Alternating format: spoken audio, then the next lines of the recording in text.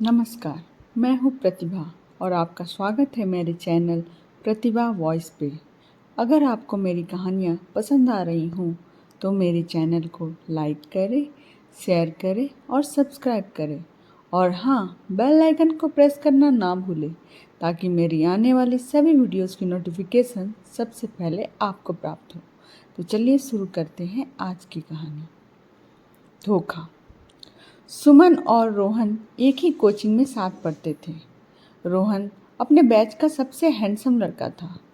लड़कियां तो जैसे उसके लिए पागल थी, लेकिन सुमन ने कभी इस ओर ध्यान नहीं दिया। वो बहुत ही शांत और सुलझी हुई लड़की थी। सुमन पढ़ाई में भी काफ़ी अच्छी थी। वो बस अपने काम से काम रखा करती थी। कोचिंग क्लास के दौरान अचानक एक दिन सुमन की नज़र रोहन पर पड़ गई। उसने देखा कि रोहन उसे एकटक देखे जा रहा है।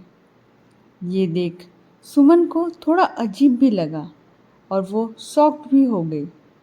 उस दिन के बाद सुमन की नज़र जब भी रोहन पर पड़ती, वो देखती कि रोहन बस उसे ही देख रहा है।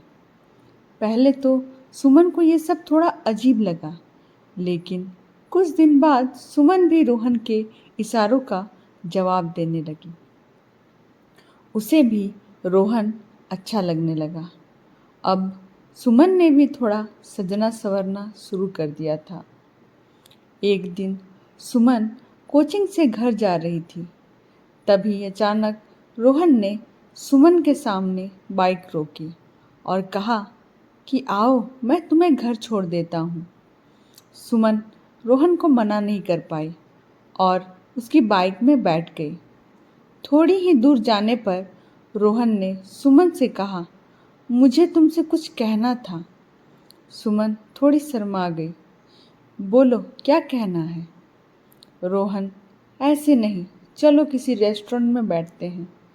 सुमन के हाँ कहने पर रोहन उसे लेकर एक रेस्टोरेंट में चला गया। रेस्टोरेंट में काफ़ी पीते हुए रोहन ने सुमन से कहा कि वो उससे बहुत प्यार करता है। हालांकि सुमन भी उसे मन ही मन चाहने लगी थी, इसलिए मना नहीं कर पाई। फिर क्या था, दोनों के बीच प्यार और मिलने मिलाने का सिलसिला तेज होता चला गया। अब सुमन पूरी तरह से रोहन के प्यार में थी। अचानक एक दिन रोहन गायब हो गया। उसने कोचिंग आना भी बंद कर दिया। उसने सुमन का फ़ोन उठाना भी बंद कर दिया और व्हाट्सएप का जवाब भी नहीं दिया।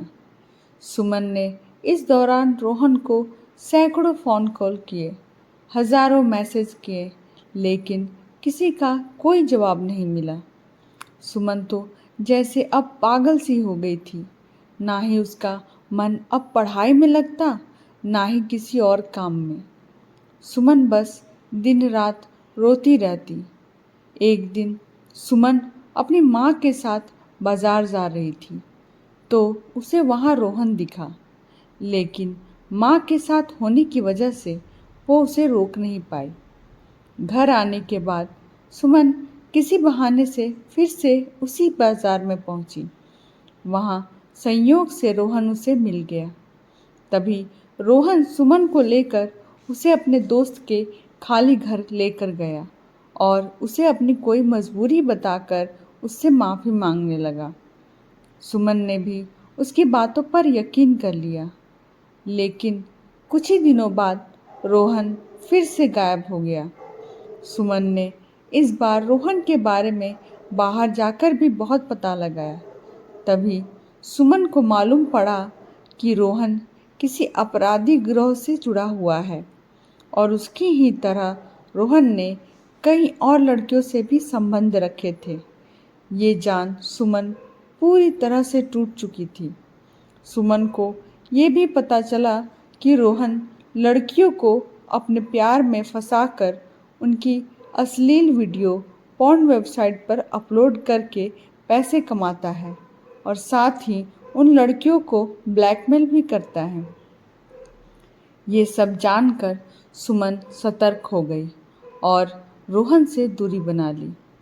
किस्मत से सुमन रोहन के जाल में नहीं फंसी।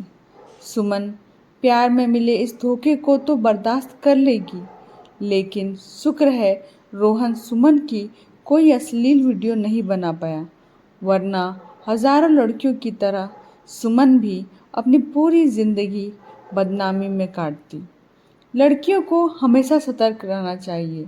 अगर आप किसी भी अनजान व्यक्ति या लड़के के साथ रिलेशनशिप में हैं तो पूरी जांच पड़ताल करिए। दिल के साथ दिमाग की भी सुनिए, ताकि एक बड़ी गलती करने से बचा जा सके। आशा है आज की कहानी आप लोग को पसंद आई होगी। अगली कहानी लेकर फिर आऊँगी। तब तक के लिए धन्यवाद।